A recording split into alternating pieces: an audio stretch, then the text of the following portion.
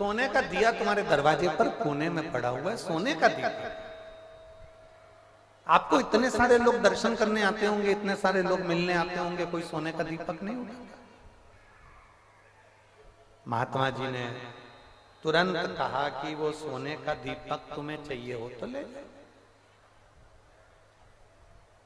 थोड़ा ध्यान देना कथा पर, बड़ी सुंदर शिव पुराण का ये पवित्र चरित्र है।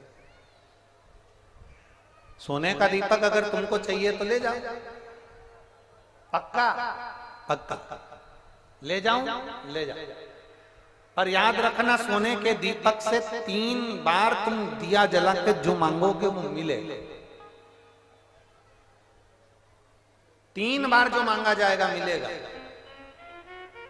इस दिए को, इस दीपक को कई लोग लेकर चले गए, पर थोड़ी देर बाद वो वापस यहीं पर छोड़कर चले जाते हैं, यहीं पर पटक कर चले जाते हैं। कोई इस दीपक को अपने पास में रखता नहीं, कोई।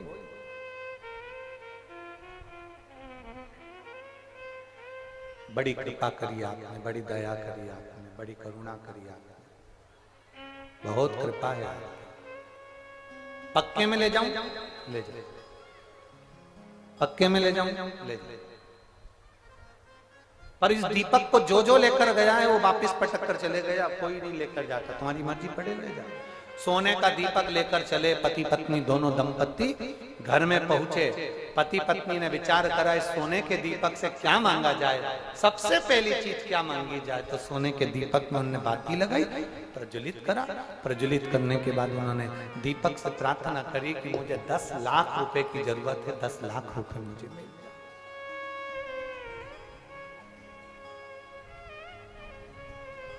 क्या मांगा? शिव महापुराण की कथा कहती है, भगवान शंकर का चरित्र कहता है, भगवान शंभू का पवित्र चरित्र कह रहा है, देवादिदेव महादेव का चरित्र कह रहा है।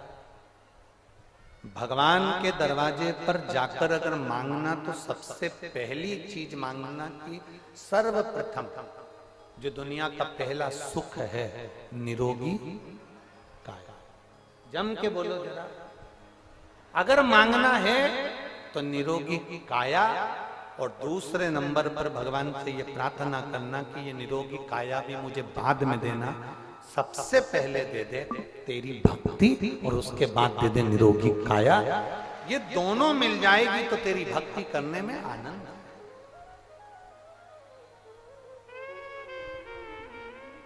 ये दोनों। और कृपा की ना हो जो आदत तुम्हारी, तो सुनी रे अदालत तुम्हारी, तो सुनी रे अदालत तुम्हारी। गरीबों के दिल जगा तुम न पाते तो किस दिल में होती इबादत तुम्हारी। दिया लेकर गए, हाथ जोड़कर मांगा, 10 लाख रुपए मिल गए। कितने लाख? जम के बोलो जरा, 10 लाख।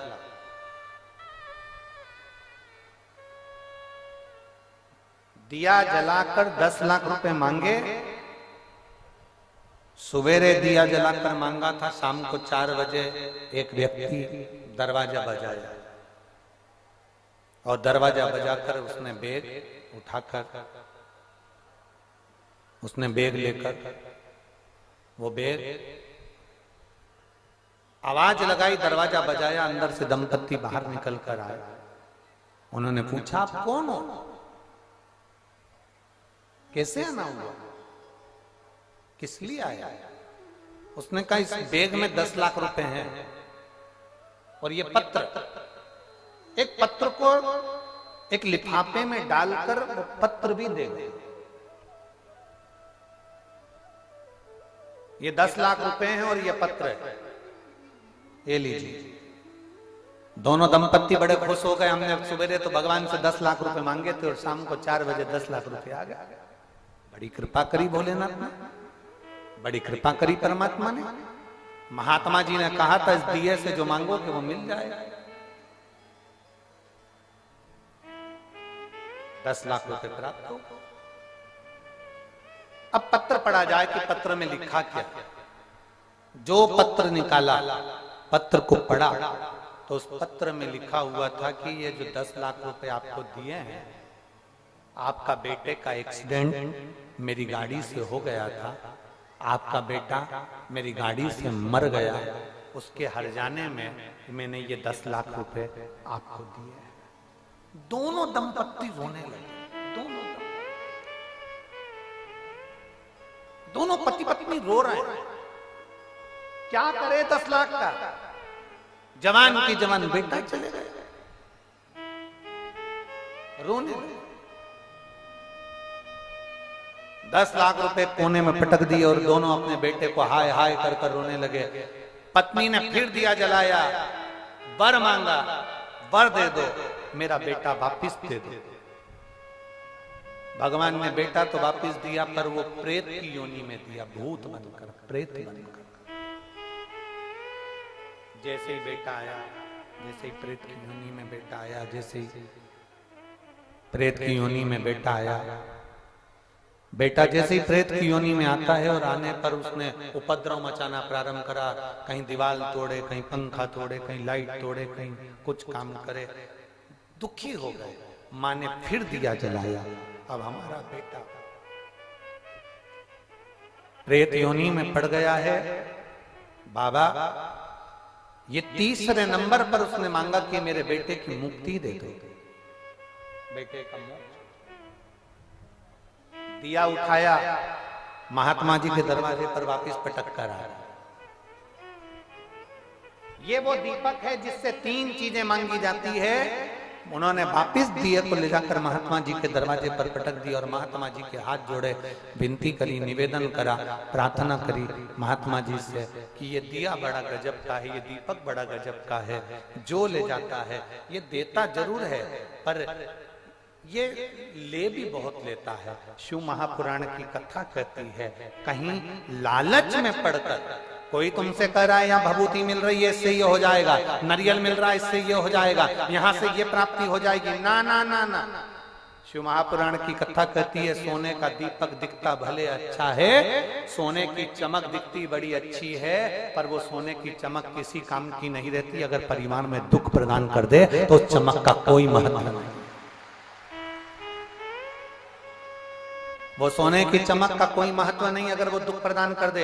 शिव महापुराण की कथा कहती है, तुम्हारी मेहनत की जो चमक होती है वो श्रेष्ठ होती है, तुम्हारे कर्म की जो चमक होती है वो श्रेष्ठ होती है, तुम्हारी परिश्रम की जो चमक होती है वो श्रेष्ठ होती है, तुम्हारी मेहनत की, तुम्हारी लगन की, तुम्हारे विश्वास की जो चमक होती है वो श्रेष्ठ होती है, और शंकर की भक्ति की जो चमक होती है तुम्हारे चेहरे पर वो श्रेष्ठ होती है। दिखावे की नहीं है।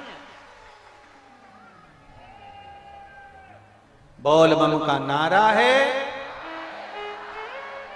वो दिखावे की नहीं।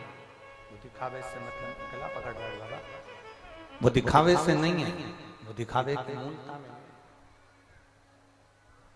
चमक श्रेष्ठ है, पर वो शिव भक्ति की, वो भगवान की अविरल भक्ति की, वो भगवान शंकर की अविरल विश्वास की, दृढ़ता की, तो श्रेष्ठ। शिवजी के नेत्र बंद करे, अश्रु गिरा, अंध का सुर उत्पन्न हो गया। गरीबी और करीबी ये दुख देते हैं। शंकर भगवान के नेत्र अश्रु से प्रगटा बेटा, वो पुत्र, वो अंध का सुर, उसने वर मांग लिया कि मैं कभी ना मरूं। ब्रह्मा जी ने कह दिया ऐसा कभी नहीं हो सकता कि तुम मरोगे नहीं, मरना तो पड़ेगा, निश्चित है, मृत्यु आएगी। 7 ताले में बंद भी हो जाऊं तो मौत है, आना ही है।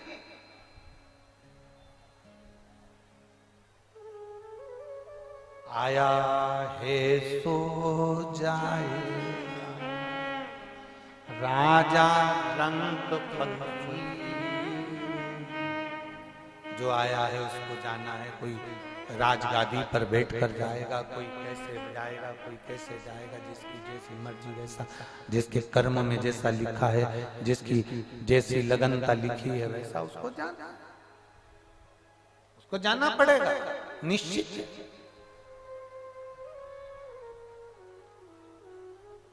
और आप इस बात में मत अटकना मेरी जीजियों, मेरे कुशीनगर के जीजाओं, मेरी जीजियों, मेरी बेटियों, मेरे बेटाओं, मेरी माताओं, आपसे भी निवेदन करूंगा।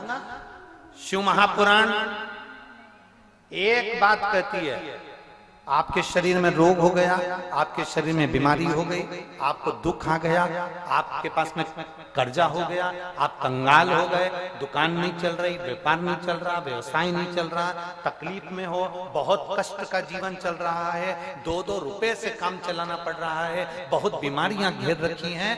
हम कभी भी इस व्यासपीठ से ये नहीं कहते कि हम तुम्हारा दुख काटेंगे, पर इतना जरूर कहते हैं कि महादेव को अगर जल चढ़ाओगे और एक बेलपत्री चढ़ाओगे तो वो दुख जरूर काटेगा। शिव तुम्हारे दुख को काटेगा। कोई दुनिया में पैदा नहीं हुआ कि आपके दुख को काट सके। आपके पांव का कांटा आपको निकालना पड़ेगा, कोई नहीं निकाल सकता। दुख आपका है तो आपको काटना।